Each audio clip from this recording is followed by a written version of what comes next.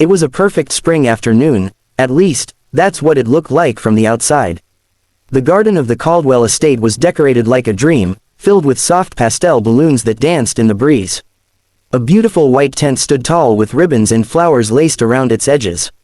A clown stood bored by the bouncy castle, waiting for children who hadn't come. Long tables were set with cupcakes, candy jars, and return gift bags, each tagged with the names of classmates who had RSVP'd and never showed up. At the center of it all, under a giant, "Happy 8th Birthday Emily" banner, sat a small girl in a purple dress. She was motionless except for the gentle movement of her hands in her lap. Her dark hair was tied neatly with a ribbon that matched her dress, and her legs rested quietly on the footrests of her wheelchair.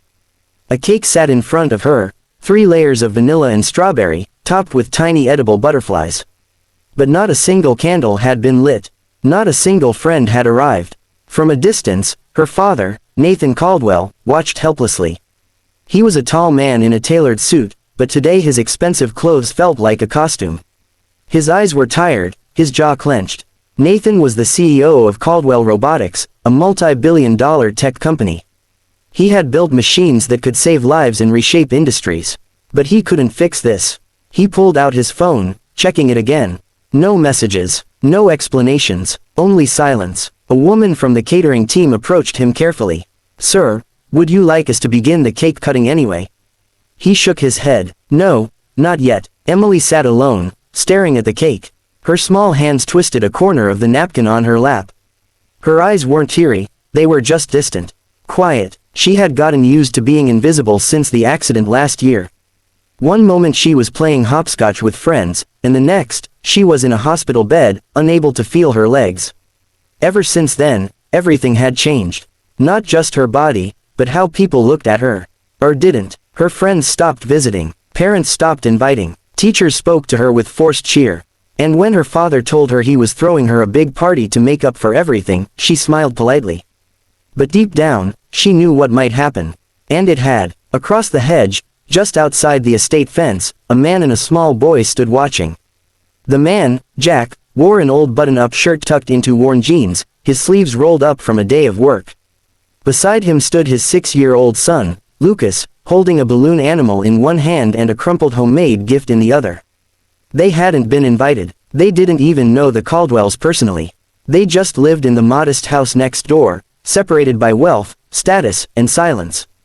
But Lucas had seen the decorations and begged his father to let him see the party from the sidewalk. "She looks lonely," Lucas whispered, peeking through the iron gate. Jack followed his gaze and saw the girl in the wheelchair. He nodded quietly. "Yeah, she does. Can we say hi to her?" Jack hesitated. "I don't think we're supposed to. It's not our party." Lucas clutched the crumpled gift tighter.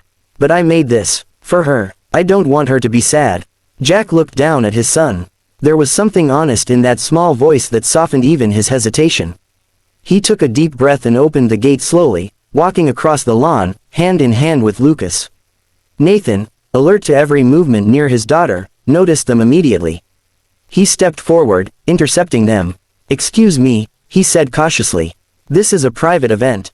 Jack stopped, slightly embarrassed. "I know. I'm sorry. We're your neighbors, over the hedge. My son saw the decorations and thought it was a public party or a school event. We didn't mean to interrupt." Lucas took a step forward. "Is it her birthday?" Nathan looked at him, then at the small package wrapped in newspaper in the boy's hand. "Yes, it is." Lucas smiled softly. "Can we join her? Just for a minute? She looks like she needs a friend." Jack quickly added, "Only if you're okay with it, sir. We'll leave right after." Nathan looked toward his daughter, still sitting alone, her hands now idly tapping the table as if trying to stay distracted. Something inside him cracked. All the money, all the effort, it had brought no joy to her. But maybe, this simple moment could. He stepped aside. "Please, go ahead. I think she'd like that." And just like that, two strangers stepped into a world where no one else had dared to go, not because of wealth or power, but because of kindness. Because of heart. Emily watched quietly as the boy approached her table. His curly hair bounced as he walked, and his small shoes kicked up bits of confetti scattered on the grass. He looked a little nervous but determined, holding out the newspaper-wrapped package like it was something precious. "Hi," he said, almost in a whisper, but with a brave smile. "I'm Lucas. I'm 6. Happy birthday. Emily stared at him for a moment, her eyes blinking rapidly. Then, slowly, shyly, she smiled. Hi. Lucas placed the package gently in her lap. I made you a card. I didn't know it was your birthday or I would have made something cooler. But, I hope you like it. Emily looked at the lumpy shape wrapped in layers of wrinkled paper and tape. She began unwrapping it, her fingers moving with quiet patience. Inside was a drawing, made with colored pencils. It showed a big purple balloon, a bright yellow sun, and 2 stick figures holding hands. One of them was in a wheelchair. Below the picture were the words, written in a wobbly child's handwriting, I hope we can be friends. Emily let out a soft giggle, the kind that made Lucas's face light up. You made this for me. He nodded. I didn't know your name, so I just wrote that. Is it okay? She held the card tightly. It's perfect. My name's Emily. Hi, Emily. Lucas pulled out a chair next to her wheelchair and climbed up into it like he belonged there. You have a cool cake. Way better than mine last month. I had cupcakes from the gas station. Emily laughed again, this time louder. From across the yard, Nathan Caldwell saw the moment, her shoulders bouncing with laughter, her eyes gleaming, and he froze. It was the sound he hadn't heard in over a year. It was his daughter's real laugh. He felt something inside him tremble. Jack stood nearby, unsure whether to sit or just watch. But Emily turned toward him and said, You can sit too. If you want. Jack smiled warmly and sat down at the table beside the children. Lucas began chatting away like a tiny engine that wouldn't stop. He told Emily about his cat, Mr. Boots, who liked to hide in the laundry. He told her about the time he tried to fly with a pillowcase cape and fell into a bush. Emily's smile grew with every story. She started asking questions, and soon, the two of them were talking like old friends. She didn't even notice the time. At one point, Lucas asked, So when do we eat cake? I've been staring at that butterfly on top for, 10 minutes. Emily looked over at her dad, her smile bright and hopeful. Can we cut the cake now? Nathan walked over slowly, his voice soft. Of course, sweetheart. You ready? She nodded. For the first time that day, she looked ready. Nathan lit the candles, 8 tiny flames flickering gently in the breeze. Emily leaned forward, her lips pursed in focus.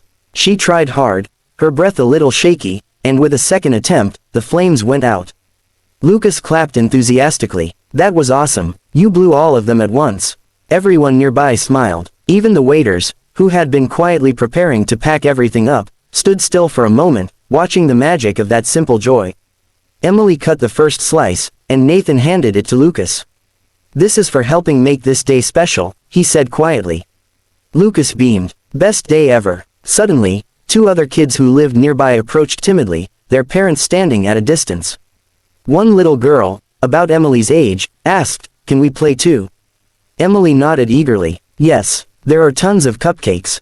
Within minutes, more children came in, some from the neighborhood, others who had seen the balloons from down the street. Laughter began to rise again. The clown, who had nearly left, quickly jumped into action, making balloon animals and silly jokes. The bouncy castle finally had a line. Emily and Lucas remained side by side, painting paper crowns and taking turns trying to toss rings on milk bottles. Lucas helped her with her crown, carefully placing it over her head. You look like a real queen now, he said with a grin. Emily laughed. Then you can be my royal knight. Nathan stood beside Jack again, overwhelmed by what had unfolded. He had planned everything, but it had taken one simple act of kindness, a boy with a drawing and a heart full of innocence, to make it all real. And the birthday that began in silence was now filled with life, laughter, and the sweet, unexpected power of friendship. The sun dipped below the horizon, casting warm golden light over the garden.